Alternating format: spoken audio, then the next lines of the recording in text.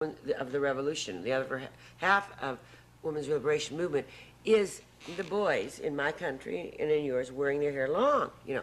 And those boys who are wearing their hair long are saying no to the masculine mystique. They are saying no to that brutal, sadistic, tight-lipped, crew-cut, you know, Prussian, big muscle, you know, Ernest Hemingway, kill bears when there are no bears to kill, and napalm all the children in Vietnam and Cambodia to prove that I'm a man, you know, and be dominant and superior to everyone concerned, and never show any softness.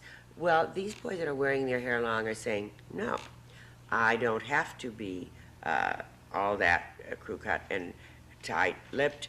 I don't have to be dominant and superior to anyone. I don't have to have big muscles because there aren't any bears to kill. I don't have to, you know, kill anybody to prove anything. I can be tender, and I can be sensitive, and I can be compassionate, and I can admit sometimes that I'm afraid, and I can even cry. And I am a man, and I am my own man. And that man who is strong enough to be gentle, that is a new man, and he is the other half of this revolution, and he will live longer. I mean, he won't die 10 years younger than women, as American men have been doing lately.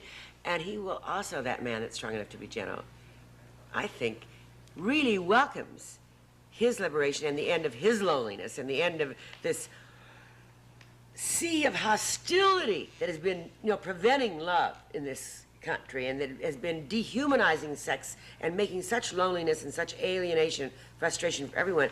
And he will welcome a woman who can come out from behind that simpering, you know, mask of ruffles that hides so much rage and impotent rage and unnecessary covert manipulativeness, and welcome the woman that can come out of that mask of ruffles and rage and be a person and be a joyous woman because she really feels like she's somebody.